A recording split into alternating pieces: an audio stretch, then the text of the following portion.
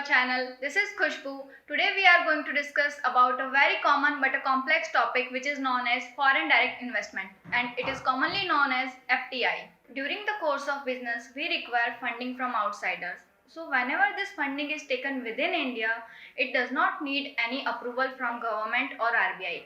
But whenever these fundings are taken from outside India, it requires government as well as RBI approval. So generally, whenever any foreigner invests in capital of any Indian company, it is known as foreign direct investment.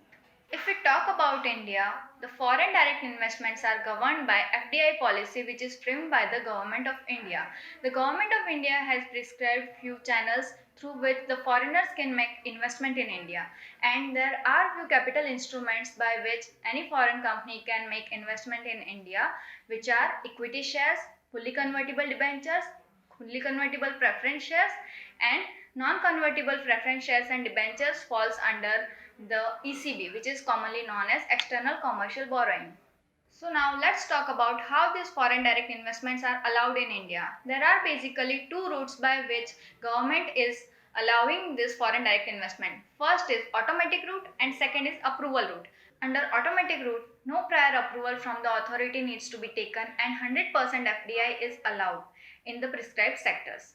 And once the remittance is received from the foreign entity in the Indian company, the Indian entity needs to report it to the concerned RBI. So now let's talk about the government approval route. Under this route, you need to take the prior approval from the government because there are few activities which are not under permitted sectors.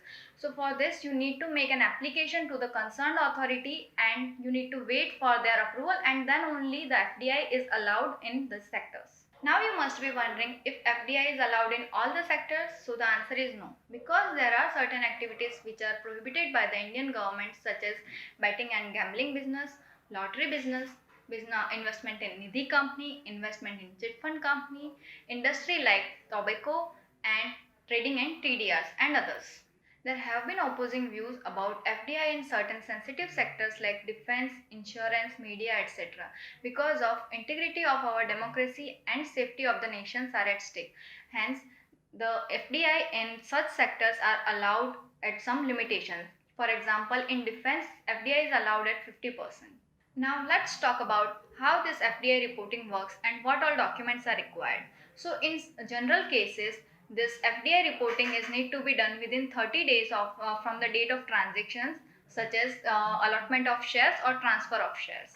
So generally the document required to process this FDI reporting are parent company charter document and details, Indian company charter document and details, authorized representative persons details, and authorized dealer banks details through which this remittance has been made, and KYC of the investor from the remitter bank. And other than that, we might require valuation certificate which must be certified by the certified valuer as per the guidelines of RBI. Also, I would like to add here that due to recent amendment in FDI policy, foreign direct investment from the neighboring countries of India such as China, Bhutan, Nepal, Pakistan falls under approval route, and this country has to take prior approval before making investment in any Indian company. I hope this makes it clearer for you to understand about FDI. If you still have any query or doubts, you can give us a call. Our number is given in the description box below.